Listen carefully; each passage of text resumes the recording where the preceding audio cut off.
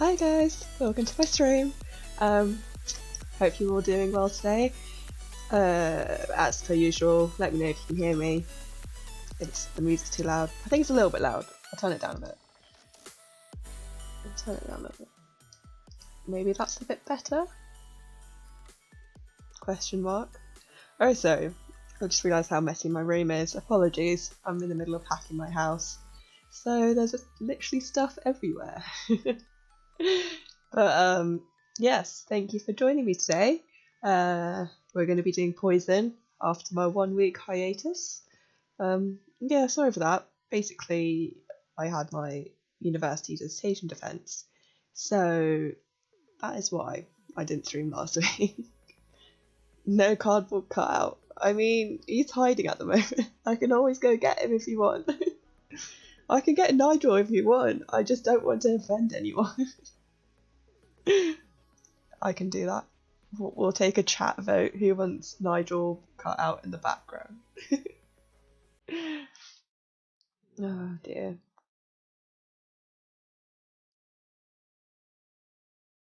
+1, +1, +1. Okay, tell you what. I'll be right back.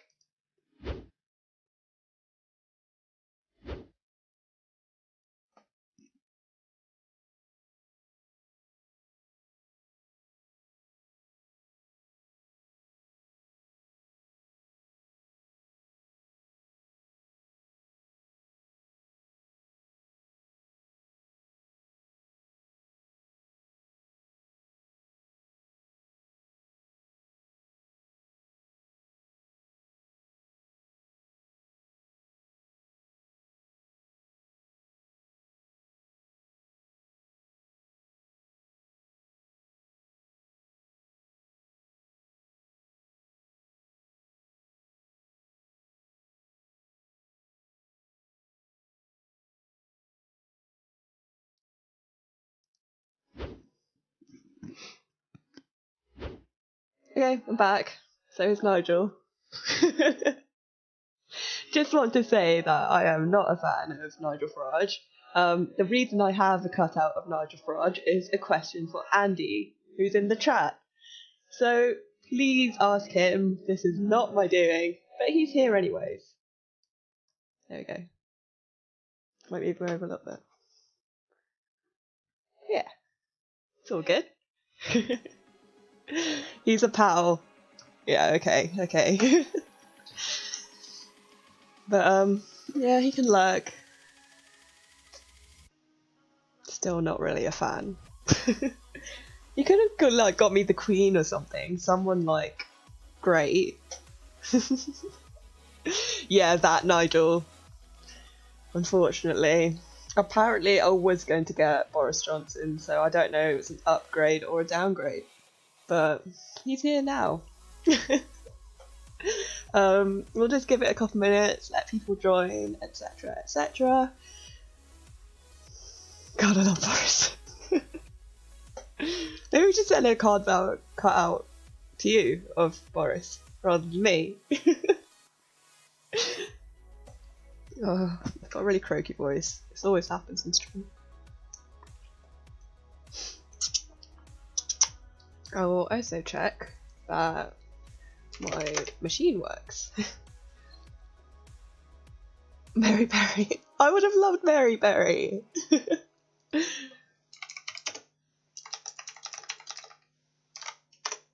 Sick. Cool. We'll just wait a little bit. Ish.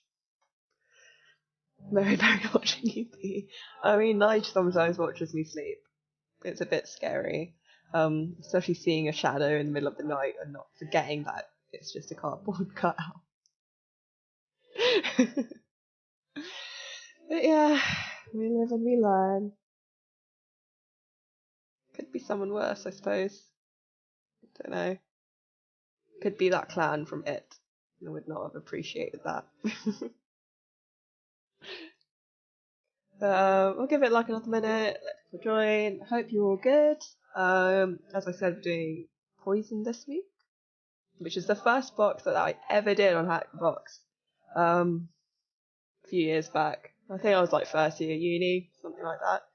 And Mono Behaviour helped me, if anyone knows him. So if he's watching the stream, hi.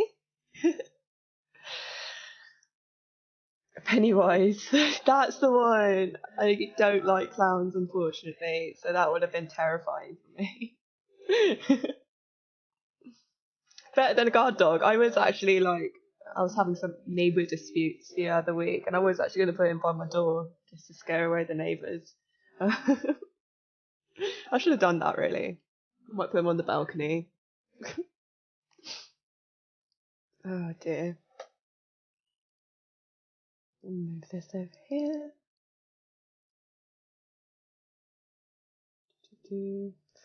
Right, shall we get started? Yes. No. Yeah? Okay, we're just gonna get started. If I can find the right thing.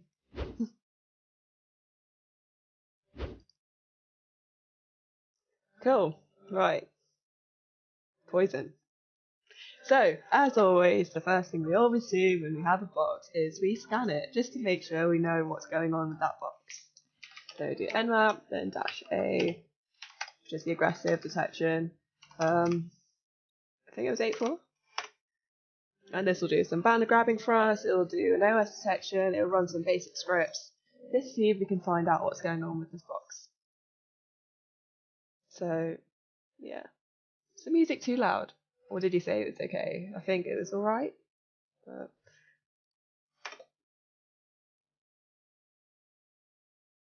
might take a while. It's alright. Sick. That's cool then. Good. And we're here. We are good. We are ready to go. Okay, so not much really going on with this box. So you first look at it, and there's SSH. That's and there is a web app running on an Apache web app. So we'll go have a look at that. Also, I don't know if any of you saw my tweet earlier. This might be a bit of a shorter stream than usual, just because it's the walkthrough itself is quite short. But I'm more than happy to have a chat with you afterwards. So put that in, and it is a temporary website to test local PHP scripts. Interesting. We like PHP though. PHP's cool. So sites to be tested. We can put stuff like info.php in it, which should cool. Just a script. We've got list files.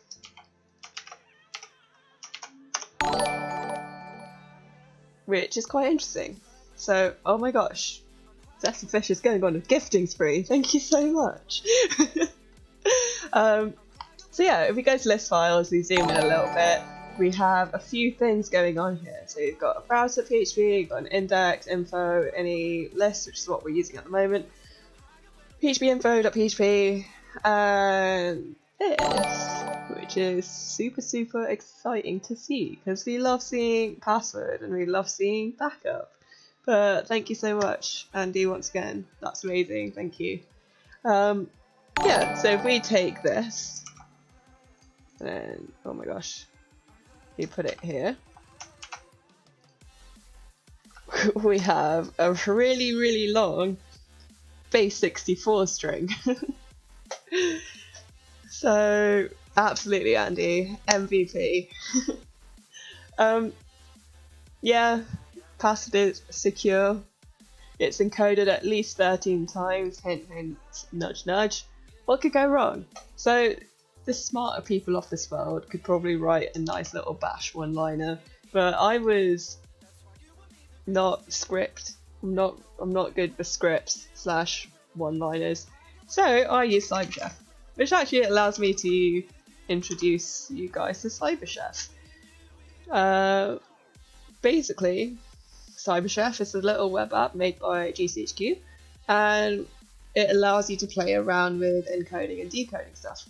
So we put that really long string that we found. I know this is base64 because usually it's this kind of format. A hint is kind of, it might have an equal sign on the end, Yeah, you kind of just learn with time. The more experience you do, the more like CTFs you kind of see like ciphers, and you go like, okay, I think it's that. But a big hint is the equal sign on the end. It's something someone told me when I was starting out with all this. So as the hint said, we got to do this 13 times. So what I did, which is probably really tedious, and there is probably a better way to do it, is that I just literally dragged this 13 times. And people are probably going to yell at me because it's a really janky way to do it. But it works. I promise you it works. So we're just going to keep doing this. We're going to keep doing this until we get somewhere. We're going to keep going. And again. We're getting there, I promise. You can see the string's getting shorter, so we are definitely getting somewhere. Cool. And now we've got this like string slash title slash text. Exactly. It's not stupid if it works. So we're going to take this, we're going to save it somewhere. It definitely looks passwordy. We'll put it in downloads. And I will tell you why I've named it that in a second. It's because this was a hint right here, clerics. And also, basically, the box is made by him, I think, as well. So yeah, we're going to save it. And using that, since SSH is open, we can try to SSH maybe. SSH clerics at 10.10.10.84.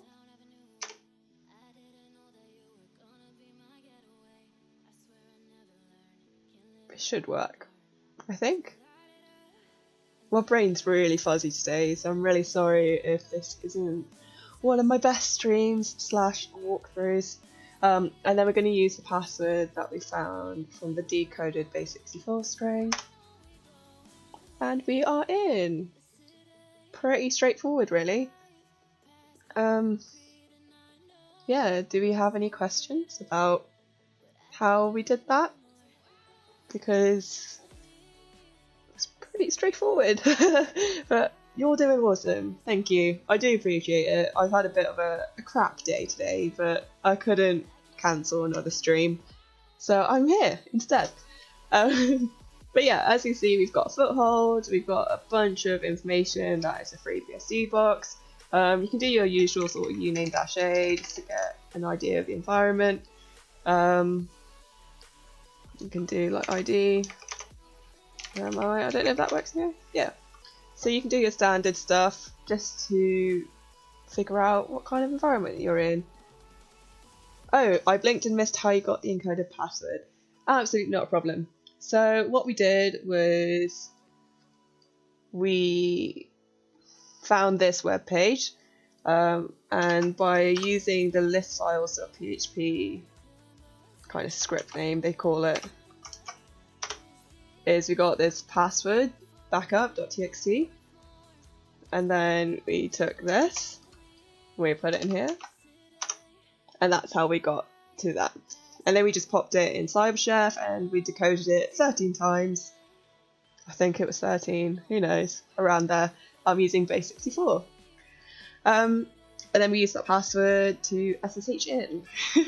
And now it's got a foothold. So the actual foothold was quite simple, just a kind of flaw in the web app itself, being able to do file inclusion. It escaped me for a second. File inclusion. So this is 13, meant to be more of a puzzle too.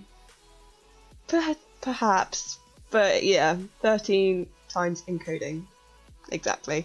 But yeah, so do we all get that? Really? Yes? I'm gonna have to grab my notes for the next bit because I can't quite remember. Okay, cool. So, we'll have a look around as what you always do when you get a foothold. We've obviously got user, and we've got this very inconspicuous secret.zip. So what we're going to do to make life easier for us, we're going to copy that secret.zip from the box to our machine.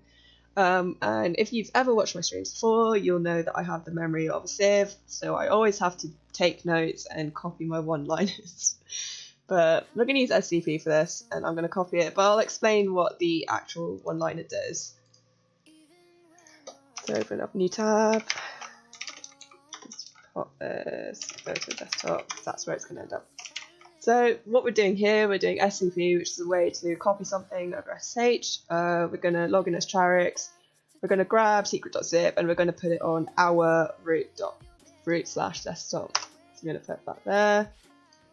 And then I'm going to need to grab the password again, which is this.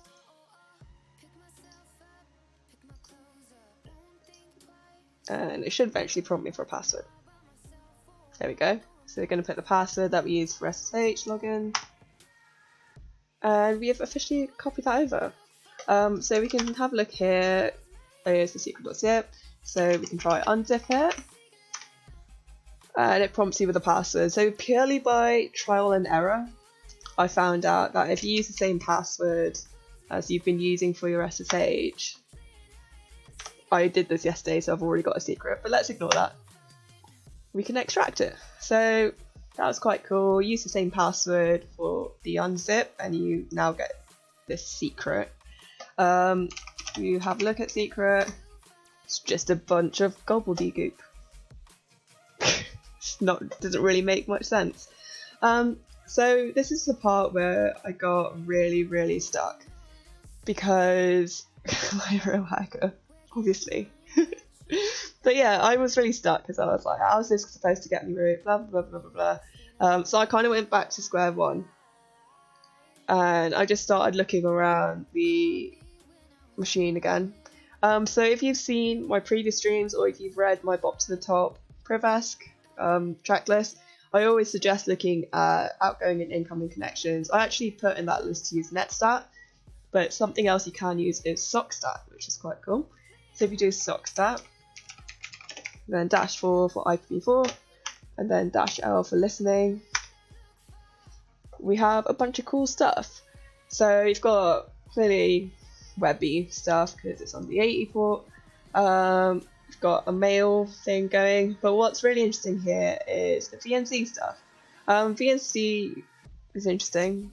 It's a kind of a way to view your terminal. Is that the right way to describe it? It does stand for something. I can't quite remember from the top of my head. But, so this is something really interesting, except we can see it's running locally, and this means it's kind of like an internal running service. We didn't see on the Nmap scan, so it's probably not open externally. But what we're going to do here is we're going to try kind of hijack that. It's running as root, which is number 1, and it was exactly why I was asking about the thing I'm about to talk about. So basically, it's running by root. We're going to try hijack that. But because it's only running internally, we need to use something called port forwarding to kind of forward that connection externally to our box so we can access that VNC session. Does it make sense? I feel like I explained that really badly. But if it does make sense, that is great. So we're going to do port forwarding, which I absolutely despise because it literally took me like over an hour for Andy explaining to me how it worked, for it to like sink into my head. I just couldn't grasp it. So I really hope I explained it to you guys all right. Port forwarding, exactly. Hacks. But it clicked. It absolutely did click after a while. So hopefully I'm going to try to explain it to you guys. But basically, because that VNC service is only running internally and local to that box, we need to try access that service from outside the box using something called port forwarding. You can use port forwarding with SSH, which is what I'm going to do, but I'm also going to explain what all the bits do, and hopefully you guys will understand. Don't worry if you're confused, that's what I do these streams for. If you're confused, let me explain, let me try to explain. But we're going to go for it. I'm going to show you how it's done, and hopefully it starts to make sense. So again, I'm going to copy from my notes because I can't remember anything.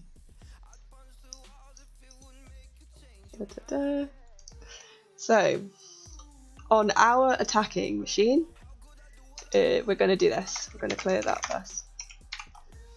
We're going to do SSH-L, which means local port forward, and then we're going to do 5901:127.0.0.1 :5901 Charix at 10.10.10.84.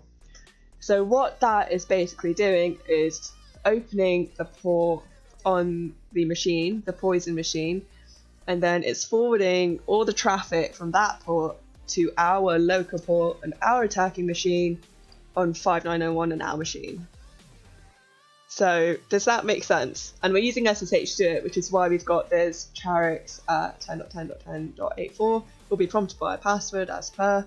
But yeah, it's opening the port on the attacking machine, taking that service and forwarding it to a port on our machine so we can access that service on our machine when otherwise it'd be only accessible locally / internally. I really hope I explained that okay. So SSH is just creating that communication tunnel. It's just it's just what we're using to do the actual port forwarding. So we're using like a little SSH tunnel. So once we press this, it should prompt me for that password again, which I'll have to get from CyberChef. It might take a while, but yeah, exactly. It's kind of getting it's a remote terminal in a way. So we're going to do that. And then we're going to leave that open because that's now set up that communication channel from the VNC service on the box, and now it's set up that communication channel to our box. I really hope I'm explaining this okay. And so we've now set up the port forwarding. What we're going to do now, I'm just going to check my notes, is we're going to do this. Copy that over. So we're going to do VNC viewer, take that bit out, that's a spoiler, sorry lads. And then we're going to do port 5901 because that's what we've set up to forward it to. And we'd find out that it needs a password. You use the Charix password, it doesn't work. Authentication failed. But we can communicate with VNC. So we're forwarding 5901 from the poison box to 5901 on my box, my attacking box. Yeah, exactly. Oh my god, sorry. Yeah, he's just chilling. But yeah, so we could access VNC, which is great, but we need a password. So that's where that secret thing that we unzipped comes into place. So if we do this, and then we do dash password, then use the file that we unzipped,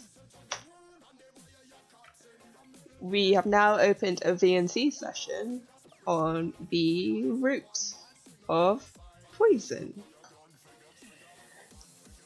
Ta-da! I really hope I didn't botch that explanation of port forwarding. But absolutely, as Andy's saying, you're using SSH as a way to actually do that port forward. So yeah, just a recap of what we did. We found a web app that had some file inclusion vulnerability, and we used it to retrieve that encoded password. Found a password from that by decoding it through base64, used that as SSH. We got a secret file that we unzipped on our local machine, and then we used port forwarding to access a local VNC session, but from our machine. And then we needed a password, so we had to use that secret file.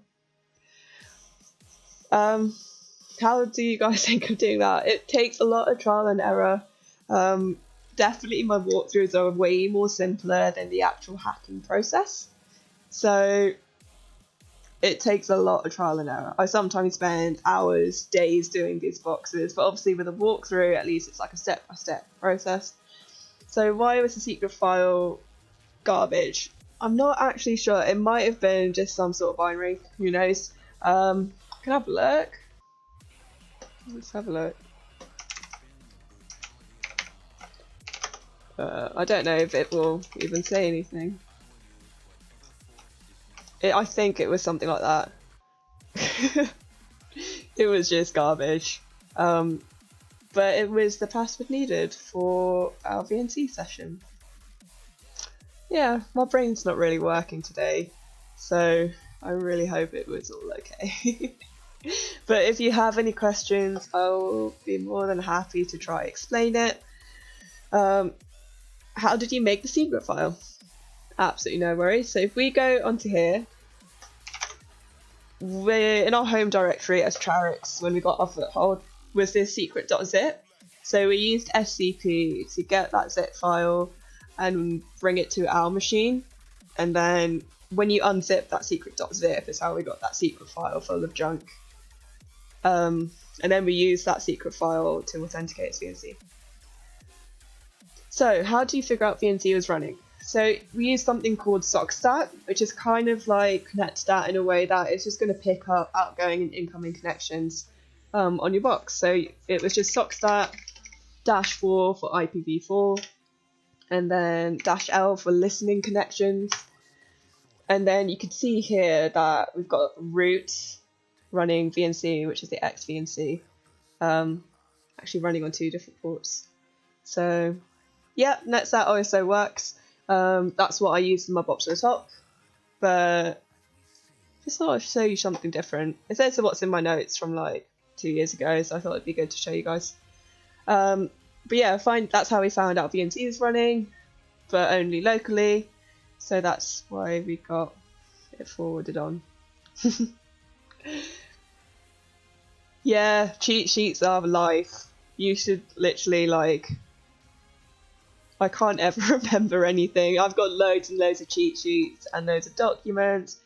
I take notes and everything. HacktheBox, CTFs, literally everything I can think of, so I don't forget anything. Because I have really, really bad memory, which isn't great. But yeah, documentation is very important. I agree.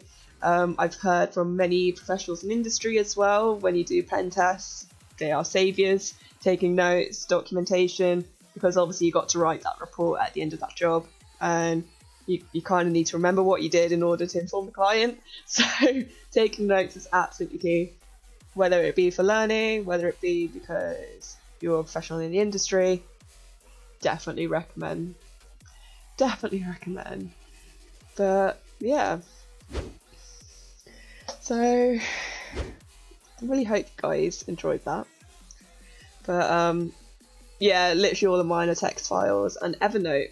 I think we had this discussion a couple weeks ago. There's loads of different note-taking softwares you can do. There's Cherry Tree as well, I think it's called. Yeah, Zorwell's got a very good point.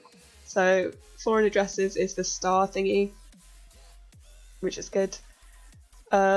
Absolutely, anything in security, note-taking is very, very good and very, I wouldn't say necessary. I don't know if that's too harsh of a word, but I mean, I know someone that can do like a whole pen test without taking any notes, and he can literally like brain dump. I don't know how he does it, because I can't even remember like a one-liner, let alone an entire test. So don't recommend that. But how do you organise your notes? It takes ages to sift them. Well, I use something called Evernote. And Evernote, you can make little notebooks of different topics. So I have a car hacking notebook, I have a HacktheBox notebook. Then once you go into that notebook, you can make separate notes. So I do a box per note, if that makes sense. I like Evernote purely because you can separate it by notebooks, which means you can separate like the topics and stuff. Yeah, I wish I had photographic memory. I definitely have the opposite. Yeah, I mean, there's loads of different note-taking software out there. It's personal preference. I literally use Notepad for ages. Don't recommend that either because it gets a little bit messy. Cherry Tree, as I mentioned, yeah. A lot of people use Cherry Tree. A lot of people just use the Microsoft like OneNote. which you can also like do notebooks and stuff. Oh no, that's a shame. I've never used Cherry Tree. I've always been Evernote myself. So yeah. Let's grab a drink. But Sublime, gosh, yeah, that's another one you can use, absolutely. That's it really. Does everyone understand the process of the box? Because I feel like that's always the main question when I do stuff. Vim, don't mention that please. I'm much more nano myself, but we're not going to get into that. But yeah, I really hope I explained everything all right. If I didn't, or if you have any questions, feel free to DM me. I'm Sophia on Twitter. Otherwise, yeah, I've had a really funny day, so my brain's in a really weird place. But I didn't want to cancel on you guys, so I thought I'd go ahead anyways. But yeah, I really hope you enjoyed it. I hope you're all having a fantastic week. I am back next week. I have no idea what I'm doing next week, but I will be back 8 PM UK time, Wednesdays as per. I'll have a look actually. I'll see what boxes I have that I can show you guys. I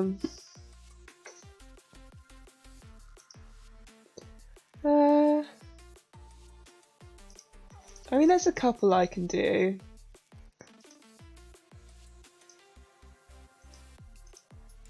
Okay, I did this last time. I might do a double box special. And they're Windows boxes, which people have been requesting quite a lot. And it'll also show you how to use exploits with Metasploit. So what I'll probably do next week is Granny and Grandpa, which is a back-to-back Windows duo, as per se. I won't spoil too much, but they use quite old exploits, but you kind of get your mind around kind of the methodology, that kind of stuff. But that's what I'll do next week, I think. I did that last time, so Granny and Grandpa back-to-back boxes, both Windows, and it'll show you this is methodology, exploits using Metasploit, and I'll try my best to explain it. I'm really bad at Windows. But yeah, thank you so much for joining me once again. I say this every week, but I really appreciate you guys supporting me on my own personal learning journey, but also I hope that I have helped you guys learn as well. Yeah, that's it really. So I guess I'll see you guys next week, I guess. Just a quick note actually, it's my turn to do the blog for Security Queens this week, so you guys will be the first to know that I'm doing a burp suite tutorial about basic interception using burp suite. So do check that out, it'll be out on Friday. So yeah, do check out my burp suite blog this Friday, and I'll be back next week doing a Granny Grandpa back-to-back box stream. But thank you for joining me, and I'll see you next week.